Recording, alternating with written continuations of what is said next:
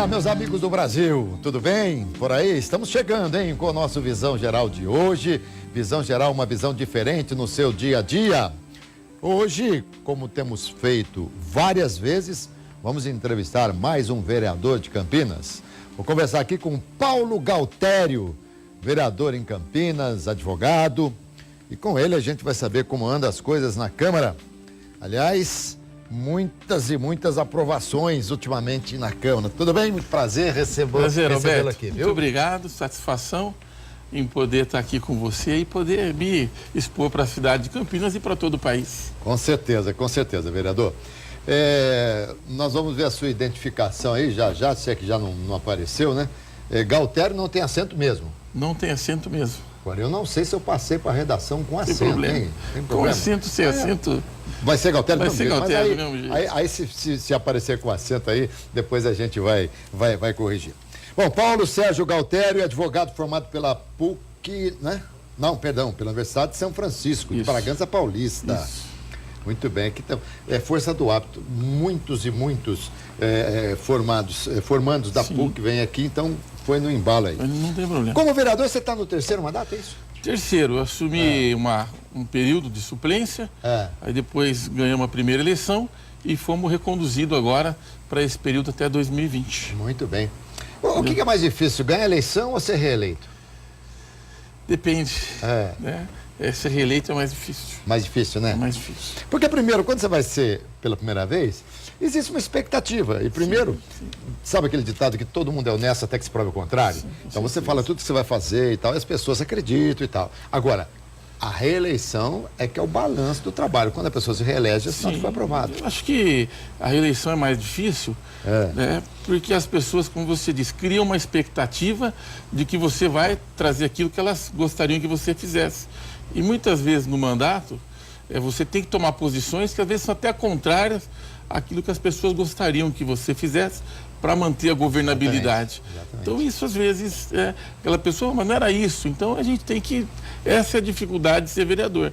O vereador, ele assume responsabilidades, às vezes até contrário àquilo que a população pensa. Sem dúvida. Então é o ponto de vista de governabilidade, que às vezes não é o ponto de vista da população. E detalhe também, né, Galtério, que muitas vezes, por falta de conhecimento da lei orgânica, de repente o vereador até promete coisa que ele não vai jamais poder fazer, às vezes até pelo desconhecimento mesmo, né?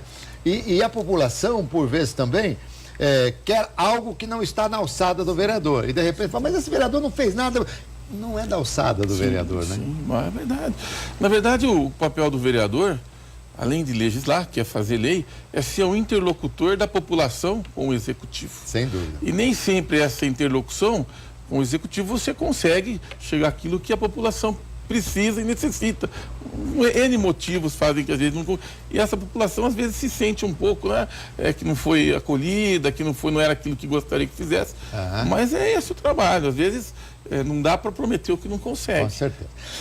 Aliás, até pelo fato de ser advogado, já deu para perceber a sua fluência, você fala muito bem, então a gente pode dar umas apertadinhas no Galtério aqui, porque ele vai sair bem, né? Vai sair bem, eu não sei, mas pode. Bom, Galtério, eu não tenho como deixar de perguntar para você o seguinte. A população está com o nariz torcido com vocês na Câmara, porque muito aumento, vocês estão aprovando tudo lá, como é que é?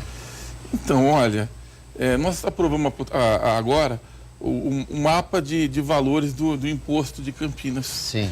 E nesse mapa de valores é evidente que para alguns vai ter aumento e para outros vai diminuir, né? Mas dependendo da forma como se coloca isso para a sociedade olha com os olhos. Para nós temos a certeza assim, que em determinada parte da região mais humilde, os valores vão cair ou vão se manter o mesmo. Para outras regiões mais abastadas, seguramente nesse mapa de valores vai ter que se fazer uma correção. Nós estamos falando de IPTU. IPTU. Muito bem. Mas eu estava na Rádio Brasil em Campinas, onde eu faço programa de esportes, da meio-dia a 1h, e estava indo para o estúdio quando alguém falou, olha, os vereadores estão votando lá se vai aumentar ou não o IPTU. E quando eu saí do estúdio, foi o seguinte, aumentou 50% o IPTU. Essa afirmativa não é exatamente a expressão da realidade. Não procede. Existem algumas correções que talvez se aumente até 30%. Mas isso não é aumento. Seria o máximo? Sim, sim, isso não, veja bem, são correções pelo mapa de valores. Né? O que foi feito? Foi feito um novo mapa, então hoje nós temos regiões mais valorizadas e regiões menos valorizadas. E se fez um novo, um equilíbrio fiscal. Os valores venais. Sim, sim, é isso. Então generalizaram isso como aumento de todo mundo, que não é verdade. Mas então, né, o Galtério, é o seguinte... para a população, embora esteja... Porque a vida está difícil para o rico, para o pobre, para o médico, para todo mundo, tá certo? E também a gente fala de imóvel mais valorizado, mas o mercado mesmo de imóvel também está extremamente complicado. E por mais que seja uma readequação, por mais que seja um trabalho, olha, de valorização do imóvel e tal, o fato é que quem pagava 1.000 vai pagar 1.300 de repente. Então, aumentou, né? Sim. E isso pega. O ITBI também. Sim, olha, veja bem, primeiro que nós temos que pensar no critério de justiça social. O que é justiça social? Quem pode mais, paga mais. Quem pode menos, paga menos. Sem dúvida. Esse é o critério que o prefeito utilizou. O que foi utilizado em desfavor do prefeito é que esse aumento é para todos, o que não é verdadeiro. Tá, né? Então, esse é o critério. A justiça, quando ela é equilibrada, ela é válida, desde que quem pague mais, né? Bom, e também tem o seguinte, né, o Galtério, isso aí não é culpa sua, né? Você estava lá, tem várias pessoas que também votaram a favor, e essa coisa toda, tá certo? Foram 25 vereadores favoráveis, foram 5 contrários, que nós respeitamos o voto dele, mas assim, o vereador que apoia o governo, ele é responsável pela governabilidade. E muitas vezes a governabilidade, ela faz necessário alguma medida antipopular. E nós tivemos essa coragem de tomar uma medida antipopular. Vamos lá. Podemos falar um pouquinho de assunto nacional? O que você quiser. Muito bem. Os senadores devem votar hoje se dão ou não aval à decisão da primeira turma do STF, no sentido de que o afastamento e o recolhimento noturno do senador Aécio Neves tem que ser votação aberta. Sim. Você concorda com isso? Então, olha, se eu concordo o quê? Com a votação? Com a votação aberta. Aberta. Olha, a votação aberta tem hora que ela é boa e tem hora que ela é ruim. Tá? Quando você tem o voto aberto, você expressa o ponto de vista do legislador.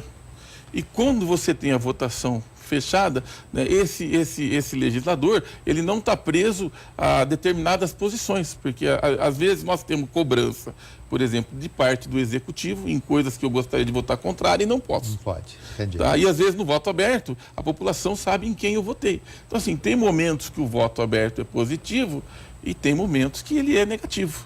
Né? Vamos dizer, no aumento de imposto, se porventura eu quisesse votar contrário, seria importante para a população. Seria importante para a população. Sem dúvida. Né? Mas você tem que ter o voto aberto e se você está alinhado com o prefeito, você vai votar no prefeito. Interessante essa sua colocação, né?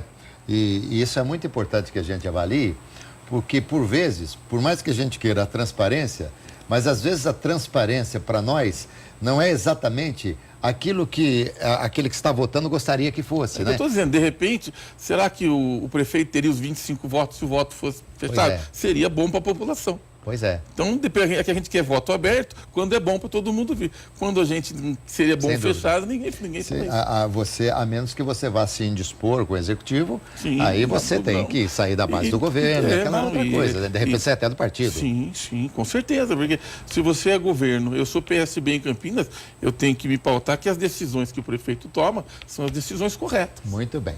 Bom, nesse caso aqui, porque a gente percebe que há uma manifestação popular no sentido de que realmente o voto seja aberto, porque para o eleitor e para o povo brasileiro, de uma maneira geral, ele não está muito preocupado, ele só quer saber quem é que vai votar a favor do Aécio. É isso que que o povo está preocupado. O que nós precisamos, Alberto, se você me permite? Pois não. Eu vou até falar como advogado aqui agora, assim, não dá para condenar o Aécio antecipadamente. Tá? É preciso respeitar a Constituição. Ninguém poderá ser considerado culpado antes do trânsito julgado. E o que a gente percebe no país hoje é assim, que as pessoas primeiro são julgadas, para depois saber se ela teve culpa ou não. Não pode. Nós temos que ter muito cuidado hoje, Roberto, que nós vivemos no Brasil um estado policial. Então o Brasil hoje é um estado policial, onde primeiro se prende, depois se deseja uma delação e com a delação se tem um favorecimento processual para aí depois facilitar a pena de quem cometeu essa delação. Então nós temos que ter muito cuidado, que não dá mais para falar em Brasil democrático. Não é um Brasil policial. Um Estado policial. Estado policial. O Brasil hoje é um Estado policial. Mas então, Galtério, desculpa, sim. Quem sou eu para discutir com o advogado, né? Mas você acha, dentro do seu conhecimento jurídico e tal, que nós teríamos tantas prisões, vamos lá, ainda não se transitou em julgado, muita gente e tal, mas você acha que nós teríamos tantas indicações ou pelo menos demonstrações para o povo brasileiro de determinadas pessoas, ficha corrida de determinadas pessoas, caso nós tivéssemos uma atitude diferente do que foi tomado pela Operação Lava Jato? Então, olha, depende muito do que a sociedade quer. Por isso que eu estou falando, a sociedade hoje quer, né, um governo policial. Não um governo policial. Hoje, Roberto, se me permitir, o que nós estamos vendo? Hoje há um choque de agentes de governo e de agentes de Estado. Quem são agentes de governo hoje? Somos nós políticos. O agente de governo é quem é eleito e por um determinado momento delibera sobre o governo, sobre como se gasta o dinheiro. Né? Isso são prefeitos, vereadores, senadores, e aí por diante, secretários. E nós temos agentes de Estado. Juiz, promotor, policial, fiscal. Os agentes de Estado, eles se diferem dos agentes de governo, né? Porque os agentes de Estado são concursados e são, em tese, até aposentados e continuam no Estado. E o agente de governo, não, por um tempo ele está no governo. Então hoje o que a gente percebe assim, é um confronto de juiz, né, com legisladores e com o executivo.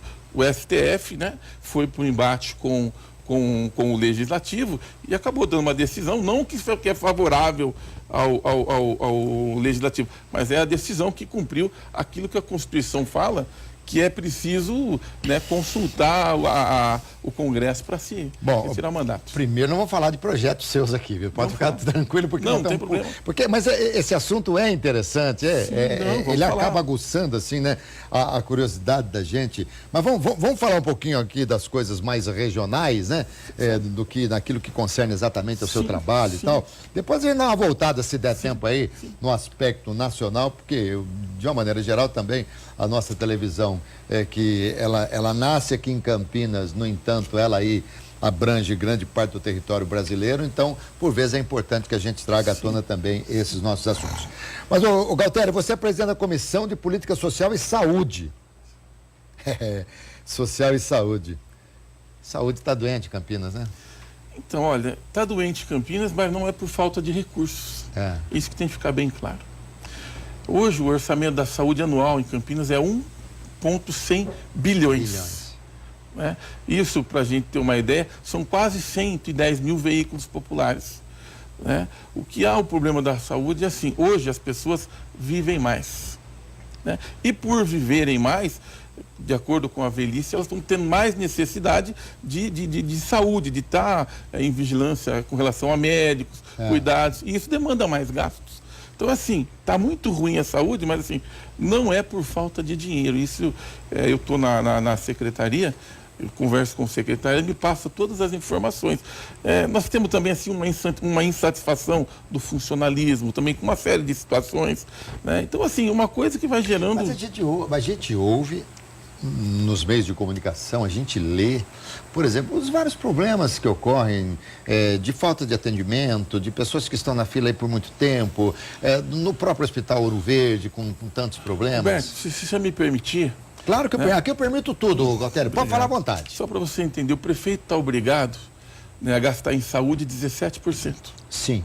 Ele gasta mais, Ele gasta 31%. Imagina. Então ele gasta o dobro e a saúde não está boa. Então, assim, não é por falta de recursos, pode ser por N problemas, né? Mas, assim, por exemplo, nós temos um caso aqui em Campinas, né, que falta um aparelho que é para medir a questão de coração, e não é problema do prefeito, nós não temos uma empresa que faça a contento aquele trabalho. Daí tem que rescindir o contrato, porque a empresa não faz. Então, assim, tem uma série de situações que não é culpa da prefeitura, não tem uma empresa de qualidade para fazer esse serviço. Mas isso é um absurdo que estamos falando. Não? Mas aí não é culpa da prefeitura. Aí a prefeitura solta edital, a empresa ganha concorrência. Depois ela não consegue tocar o serviço e não se tem outra para fazer. Então é complicado saúde, quando se fala em saúde. Bom, e é o seguinte, mas isso é um problema que vocês, homens do legislativo, do executivo, vocês é que tem que resolver, Sim. porque isso aí é o seguinte, nós não vamos fazer o povo morrer mais cedo, o povo vai continuar vivendo e vai vivendo cada vez mais, então é uma coisa que a gente tem que... Sim, assim, o papel do legislador é ver essas questões, esses problemas e dar solução. Né? Então essa que é o grande problema da saúde em Campinas hoje. Assim, digo e repito aqui, que não é por falta de investimento.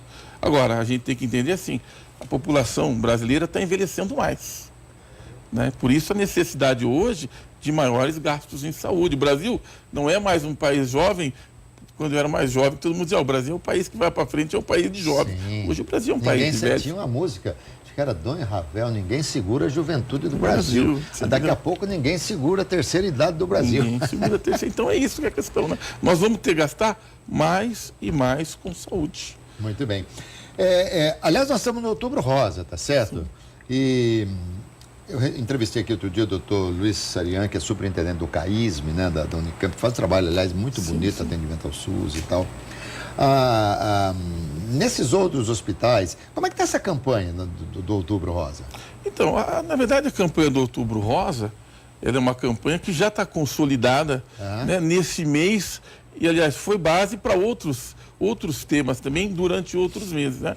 A gente vê que a própria Azul, ela tem aviões cor-de-rosa que é para chamar atenção. Então, assim, eu acredito muito que foi uma campanha que deu certo do Outubro Rosa. Nós temos feito aquela questão do lacinho, aquelas questões que todo mundo tem trabalhado isso. Acho que é uma das coisas que no Brasil deu certo. E mês que vem a nossa, hein? É o Novembro Azul, hein? Novembro Azul. Novembro Azul. Vou trazer aqui urologistas e tal, porque de uns tempos para cá também esse preconceito está caindo cada vez mais. Embora você, quando entrevista um urologista, ele fala que ainda existe esse preconceito, essa coisa toda. E o Hospital do Câncer, como é que está indo? Você fala aqui de Campinas? Aqui de Campinas. Então, ele está iniciando as atividades, né? O pessoal está chamando agora de Hospital do Amor, se não me engano. Hospital do Amor, exatamente. Né? Mas assim, na verdade, o que acontece com o Hospital do Câncer em Campinas? Esse que a gente chama Hospital de Amor. Na verdade, ele não é bem um hospital. Né? Ele é um centro que vai diagnosticar com precocidade o câncer. E o Hospital Mário Gatti, o que vai acontecer? Ele vai fazer o tratamento. Então, esse hospital... É um hospital de diagnóstico. Diagnóstico. Tem que ficar bem claro isso. Ele não vai fazer tratamento de câncer. Entendi. Então, o que vai acontecer? Campinas vai gastar mais com saúde. Porque, assim, as pessoas com hospital de câncer aqui, elas vão ser diagnosticadas precocemente. E vão ter mais chance de vida. Esse é o grande diferencial. E eu queria dizer aqui que nessa questão do Hospital do Câncer, né, ele foi um hospital que foi a Shell aquela questão que fez tudo. Mas ele poderia muito bem ser instalado em outras cidades. E aí vai os méritos do prefeito João Donizete, que conseguiu trazer ele para Campinas. Muito importante ele ter colhido essa demanda. Bom, nós vamos falar de alguns projetos seus aqui, projetos de lei. Quero falar sobre neto de aluguel, que é legal. E eu disse há pouco que eu queria saber um pouco mais sobre o projeto de lei.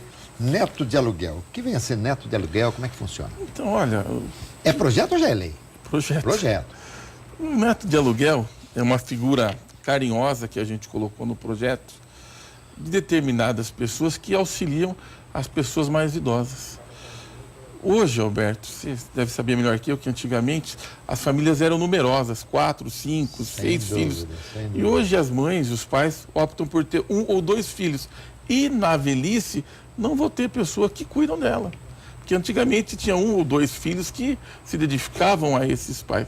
E o que é o papel do neto de aluguel hoje? De repente você tem um filho que trabalha muito, ele não tem paciência para ensinar você a mexer na internet. Se tiver um neto de aluguel que tem paciência de sentar, explicar como é que faz as coisas, ele pode fazer isso. Você precisa de um neto de aluguel para levar você num laboratório. Né? E você vai criando afinidade com aquela pessoa como se fosse um neto seu. Tem uma forma de carinhosa que a gente viu de outras pessoas ocuparem um espaço, abrir o mercado de trabalho, para que as pessoas mais idosas tivessem alguém que pudesse realizar determinados serviços que, em tese...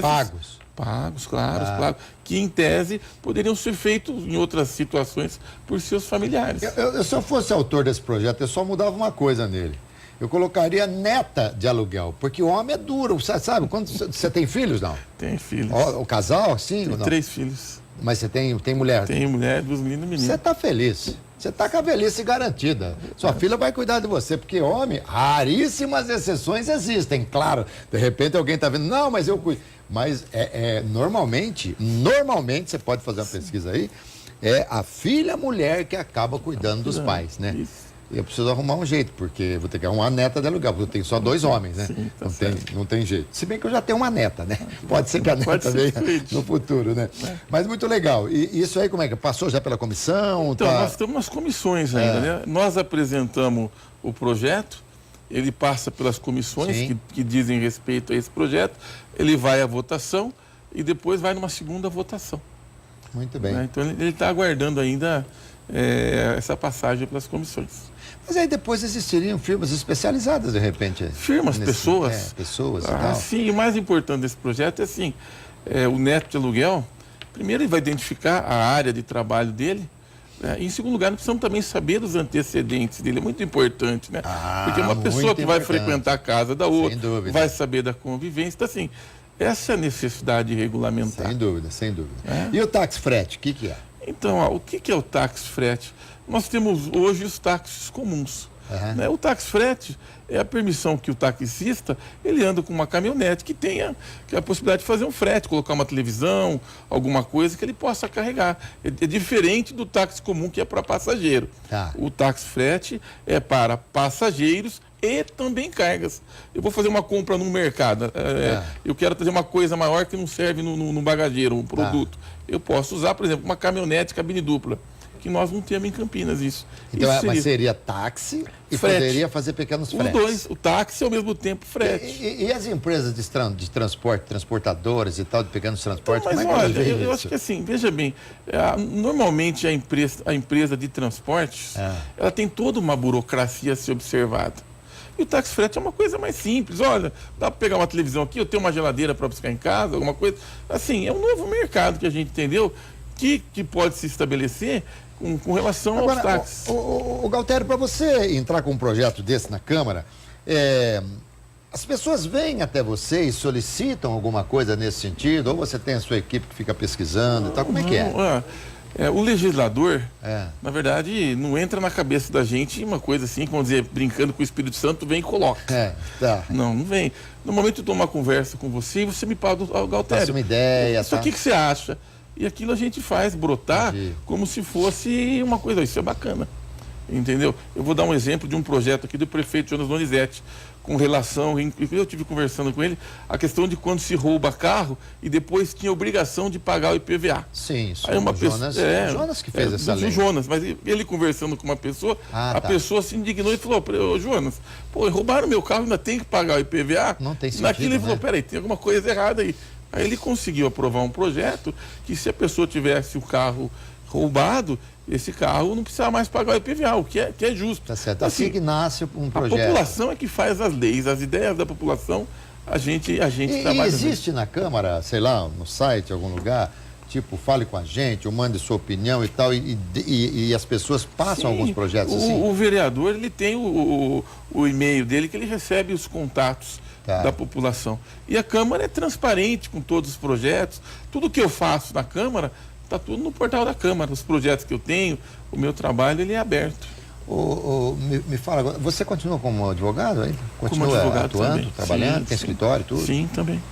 Qual é a sua especialidade? Olha, eu trabalho em todas as áreas, Alberto. Graças a Deus, eu consegui desenvolver um trabalho bem genérico, em todas as áreas do direito. Quantos assessores você tem hoje na Câmara? Na Câmara, 7. Mas você pode ter até 9, não é isso? Não, na Câmara era 15. Era 15, passou para 10. Passou para 10, caiu para reduziu para 4. E agora subiu para... nós elevamos para 7. Para 7. Então, para 7, não é 9. Hoje são 7. Então você já cumpriu 4. Todo mundo já colocou, todo mundo já deve estar com 7. Já cumprimos, já cobramos. Alguns vereadores votaram contra. Mas hoje eles já querem Mas os que votaram contra tem 7 hoje? A gente que votou contra não quer os 4, mas o outro que votou contra quer, o que é um contrassenso. Né? Muito bem. Esse dinheiro é verba de gabinete ou você tem a verba do gabinete? Não, você que paga os seus assessores? Eu posso contratar as pessoas, eu não recebo dinheiro. Mas é a Câmara que paga? A Câmara que paga. Eu escolho pessoas para trabalhar comigo e desenvolver o meu trabalho. A, B, C, D, a Câmara registra ele, as responsabilidades, todo o trabalho. E a hora que você demite um assessor seu, ele também não tem direito a mais nada. Só os dias trabalhados? Ou tem... Ele não tem direito a fundo de garantia. Fundo de garantia não. E multa 40%. Tá. Mas outros direitos é como se fosse um trabalhador comum. Muito bem. E vamos falar um pouquinho de metrô? Sim, vamos. A ideia te seduz, né? Depende do ponto de vista, em que sentido. Ué, você não tem um projeto aí para Campinas, para ter metrô em Campinas? Eu desenvolvi um trabalho. Eu não fiz projeto. No desenvolvimento desse trabalho aqui, eu consegui perceber que Campinas ainda não tem uma população para ter um metrô. Que é um estudioso de metrô, hein? Ele disse que fez um estudo aí e que Campinas não comporta metrô. É isso mesmo? Infelizmente não, Roberto. Qual que é a ideia do transporte público hoje? É carregar o maior número de pessoas no menor espaço possível. Essa é a ideia de um transporte público de qualidade. E o metrô, ele necessita de demanda de pessoas. Para você ter uma ideia, as linhas de São Paulo, que são amarela, outras linhas assim, a que carrega menos passageiros são 700 mil pessoas dia. 700 mil. E a que carrega mais é 1.200.000 pessoas. Por dia. E o estudo nosso hoje em Campinas, nós não temos demanda para 200 mil passageiros, que seriam as regiões do DIC e a região do Campo Grande, Ouro Verde e Campo Grande. Nós não temos uma demanda para 200 mil passageiros em Campinas hoje. Mas então, mas interessante isso aqui, né? Porque, e o VLT, mesma coisa ou não? O VLT, o que difere o VLT do metrô? O VLT é mais lento que o metrô. E o custo é menor. Mas é a mesma coisa. Não tem demanda também? Não temos demanda. Mas espera, então, mas se nós não temos demanda hoje, nós estamos já no segundo mandato do Jonas. Vamos voltar aqui, hein? A gente teve um pouquinho do Toninho, nós tivemos a Isalene, aí depois aquela do Torélio, e aquelas lambanças todas. Tanto tempo, isso aqui lá atrás, Jacob Ittar que tentou implantar o VLT. Então, se hoje não há demanda, lá atrás muito menos. Muito menos. Por isso que esse transporte, infelizmente, não deu certo. Não há demanda para esse tipo de transporte hoje em Campinas. Pode ser que daqui a 5, 10, 15 anos nós temos uma demanda, mas hoje nós não temos. E, por exemplo, e também não há uma demanda para fazer uma ligação de Campinas-Viracopos? Eu acho pior ainda. Menos gente menos gente para Campinas Viracopos. Eu acho que assim, o que a gente pode perceber, por exemplo, vou dar um exemplo, você vai na Itália, você tem uma linha de trem que sai do aeroporto até Roma, que não anda ninguém de trem na Itália. A tendência é isso aqui em Campinas, se é que isso pode acontecer. Agora, e o BRT? Então, olha, o BRT nós temos um sistema mais moderno, né, que vai ser implementado pelo prefeito Jonas Donizete, que será um bom projeto para a cidade de Campinas, né? E eu tenho uma crítica pessoal minha, que eu vou dizer assim, eu só acho que os empresários deveriam participar do custeio desse BRT. Do ramo de transporte. Sim. Isso sim, porque a prefeitura não pode gastar aí 500, 600 milhões que ela vai gastar e entregar para o empresariado. Eu acho que deveria ser uma parceria pública-privada. Eu acho que devemos sentar e como é que os empresários vão participar desse custo. Porque assim, esse dinheiro vem, mas nós vamos ter que devolver esse dinheiro quando ele vem. Não vem a custo zero para a prefeitura. Interessante, né? E nós temos vários quilômetros de linha férrea em Campinas, né? Sim, bastante. Isso aí... Então, é o custo de você manter a estrutura férrea, que é muito alto também. Na verdade, assim, hoje, Alberto, a crítica que se faz é que os ônibus de Campinas não são bons. Né? O que a gente pôde perceber, quando eu estive visitando o metrô em São Paulo, que o metrô cuida não só do transporte de metrô, mas como da questão de ônibus também, é metropolitano. Né? Eles dizem que os ônibus mais procurados hoje pelas empresas do país são os ônibus que saem de Campinas, os ônibus usados. Ah, é? Por incrível que pareça. Os ônibus que têm um valor de mercado muito maior que os demais. Então o que não é bom para nós é ótimo para os outros. É ótimo para os outros. Agora, existe uma crítica grande aqui na cidade com relação aos ônibus. Né? Mas o que a gente pôde perceber em São Paulo é que eles dizem que os ônibus de Campinas para revenda são os mais valorizados a nível nacional. Agora, mas o Galtério não anda de ônibus, tá certo? O Galtério tem carro da Câmara, tem carro particular e tal. Eu, raríssimas vezes, olha, é um crime eu falar raríssimas vezes. Eu acho que nos últimos 20 anos, acho que eu não andei de ônibus. Então, eu não sou uma pessoa abalizada para falar sobre esse aspecto. Mas eu conheço muita gente que toma ônibus e que reclama muito da condição dos nossos. Alberto, qual que é o problema do ônibus hoje? Qualquer transporte público, ele tem picos de transporte. Sim, e o problema das horários. pessoas é nos picos.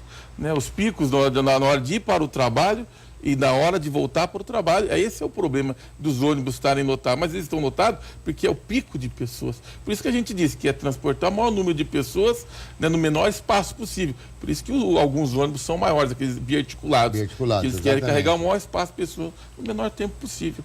Então esse é um problema mais do transporte público.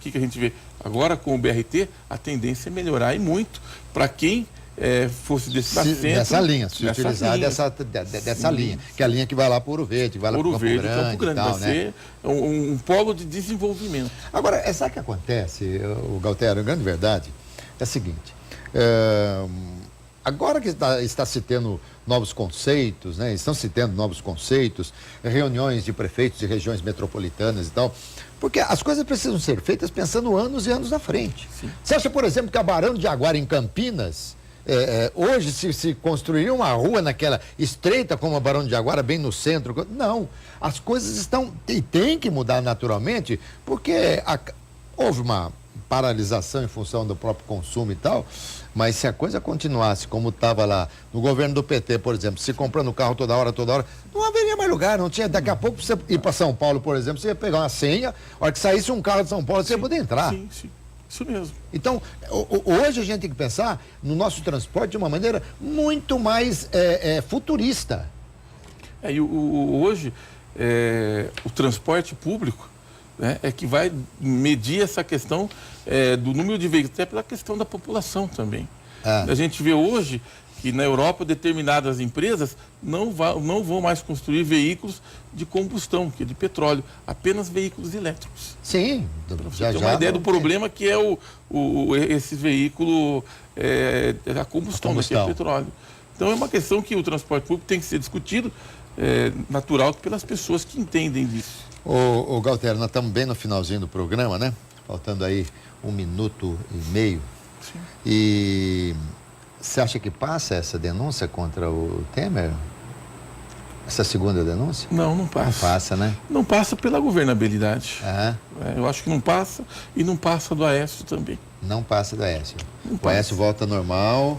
Ele não volta normal, ele volta com esses problemas. Sim. Né? E nós temos que lembrar também, Alberto, que o processo contra o presidente, ele só não vai correr enquanto ele for presidente. E depois corre. Então veja bem. Fica bem claro isso. Terminando o mandato, ele volta a ser processado normal.